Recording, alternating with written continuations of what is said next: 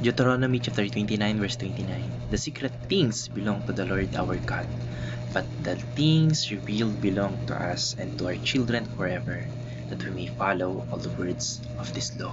Magandang araw, ang tatalakayin po natin ngayong araw sa ating daily devotion ay ang Revealed Will of God. At ang unang katuruan na natutuhan ko ngayong araw kay Pastor Russell Ocampo ay God has revealed everything we need to know. Ang ibig sabihin po neto ay hindi lahat ng bagay ay pinapaalam ng ating Panginoon Diyos sa atin. May mga tinatawag po tayong secret things ng ating Panginoon Diyos lang ang nakakaalam. Kasi siya lang yung may full understanding and knowledge ng lahat. Pero yung mga bagay po na nireveal niya through the Bible, through our Jesus Christ at sa pamamagitan po ng Holy Spirit ay sapat na para magabayan tayo sa ating mga buhay. Parang isa itong grading system ng klase o ng isang paaralan. Hindi lang lahat ng detail ay nasa kamay ng estudyante. Hindi lahat ng information ay nasa kamay natin o ini-orient sa atin. Pero lahat po ng kailangan para pumasa at matuto ay nasa syllabus at lecture na ng ating mga guro. Ganon din rin po sa buhay. Hindi natin kailangan malaman yung lahat ng mysteries ng universe para magtiwala sa ating Panginoong Diyos.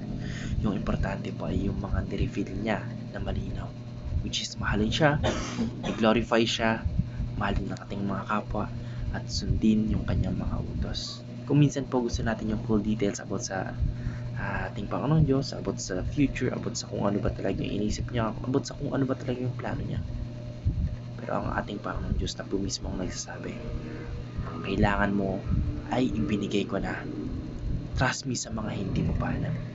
At ang natutuhan ko naman po sa pangalawang katuruan ni Pastor Russell Ocampo ay God's plan spans from creation to new creation. Dito naman po pinapakita na plano po ng ating Panginoong Diyos ay hindi short term lang. Simula po nung ginawa niya yung ating mundo, yung earth, may direction na po yung lahat ng bagay papunta po sa ultimate goal niya. Yung tinatawag po na new creation. Kung saan po babalik ang ating Panginoong Jesucristo at magiging perfect na muli ang lahat. Parang malaking kwento po ito. May beginning, which is the creation doon sa book of Genesis. May challenges at problema, fall of sin, yung mga kasalanan, sufferings. At meron ding ending na puno rin po ng new hope, which is the new heaven and the new earth sa book of Revelation. Yung sa Deuteronomy chapter 29 verse 29 po ay nagsisilbing reminder na ang ating Panginoon Diyos ay may hawak ng buong kwento. Lahat o kahit tayo na parang nasa gitna pa lang ng story, hindi pa natin alam yung buong details kung paano darating yung ending. Pero isa lang po yung ma-assure natin sa lahat ng bagay o yung tiyak na maganda ang ending. Ano po yung assurance para sa atin na mga mananampalataya na mayroong magandang ending.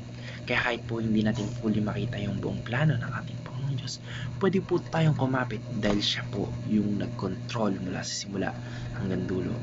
And we all know that God's way is the best and perfect way. At ang natutuhan ko naman po sa pangatlong katuruan ni Pastor Russell Ocampo ay God has a specific and unique plan for you. Bukod po sa malaking plano ng ating Panginoong Diyos para sa buong creation, meron din po siyang specific na plano para sa bawat isa sa atin. Unique tayo kasi iba-iba yung gift na meron sa atin. Meron tayo iba-ibang experiences at meron tayong circumstances na unique din kumpara sa iba. Hindi po aksidente na nandito tayo sa lugar na to kung nasa tayo ngayon. May purpose po kung bakit tayo nasa environment o nag-i-exist sa mundo, kung bakit ito yung naging path natin at kung bakit ito yung mga taong nakakasama natin. It refers to our relationship with our friends, etc. etc. Kaya yung things revealed po ay hindi lang tungkol sa batas o sa commandments, kundi pati rin po sa pag-guide sa daily life natin. Hindi man natin alam yung bagong future, pero bawat step po ay nasa plano ng ating Panginoong Diyos. Parang GPS po ito. Alam po natin yung GPS. Ito po ay isang tracker. Hindi niya agad pinapakita yung buong ruta o yung buong route, pero binibigyan niya yung susunod na turn.